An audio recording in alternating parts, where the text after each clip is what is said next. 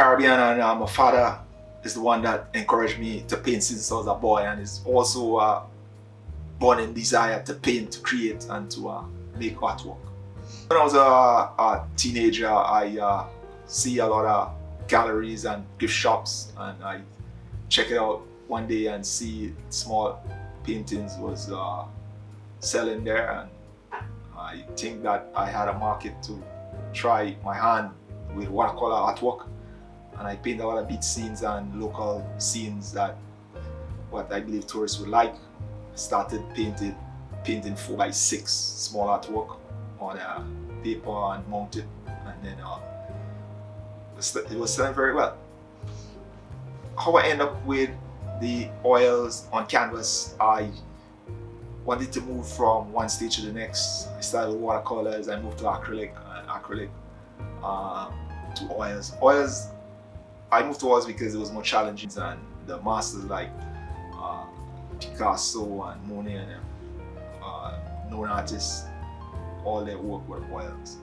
And plus, when I go to museums, I will see most of the artwork in the museums are all oil paintings. But what inspired my artwork is travel, conversation with people, art lovers. Even you all give me inspiration by making me paint or one of these blue, because I don't know any black paint.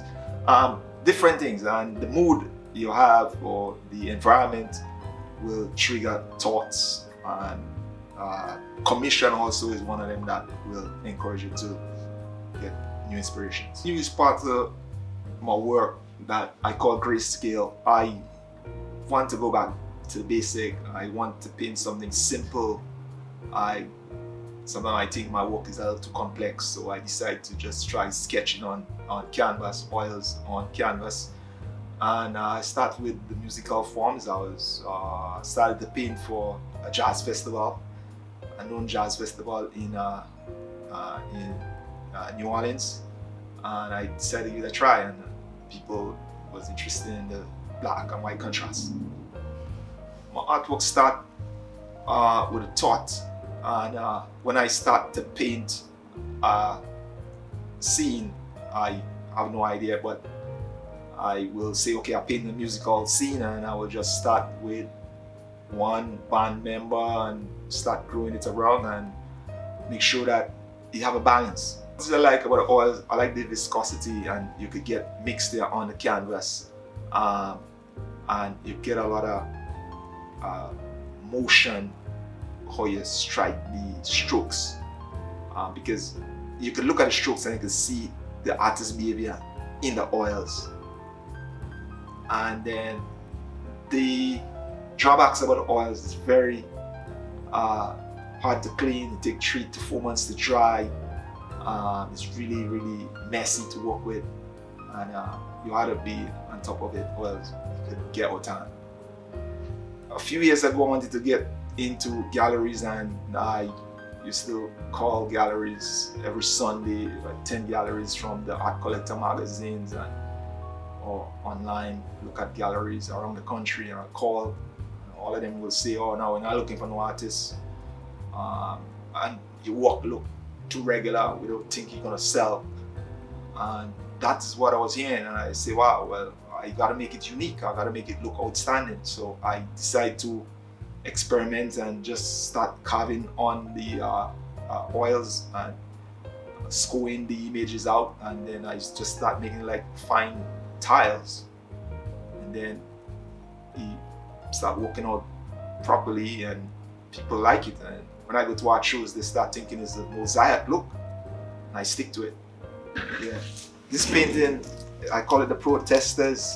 When they had the protests in Oregon, I went downtown to check it out, and I saw a guy with the Associated Press cameraman was there. I decided to pass behind and take a look. I was impressed with the images I saw, and I came home and I painted a series with different shades of people, diversity in the crowd. It's a night scene. I did not customize this one. I just leave it just plain and simple. And because it looked like kind of leopard tone colors, lynx, I think it's good for clothing and wearables, and I take a portion of it, upload it on images, and that's one of my favorite clothing I wear in art shows because it fit good with black, white, brown, cream, yellow, and people like it. I get a lot of compliments on it. I came to America to study in a college in New York, and things get tough, and I had to kind of change course, and I regrouped myself, ended up going to tech college in New York, and getting a job, and I started working as a technician in a tech company, and at the same time I grew myself, I grew my artwork because it was the most joyful thing I could do, and at the same time I built my business. Born in Grenada in the Caribbean, and I've seen a lot of boatyards, plus to sail from one island of Grenada to the other, you see a lot of little tiny islands, you see a lot of boating. So islands, scenery, boat, seascapes, harbors is a popular subject I could paint without thinking of. It's just something that flashed back easily in my head that I could just paint it without worrying too hard. My father is my biggest supporter. When I started, he always encouraged me to paint and say, "Oh, I remember you as a kid, and you always used to be drawing all the time. Keep on going." That was his words, and I stick to it. No one in my community think that at those times that artists make money. Just believe artists could just make posters and banners and make small living. But I take art to a different level on my own, and I have a lot of self-motivation. I get a lot of rejects in the beginning, but I enjoy doing it, and once I enjoy doing it, it's not really a job, it's just an enjoyment.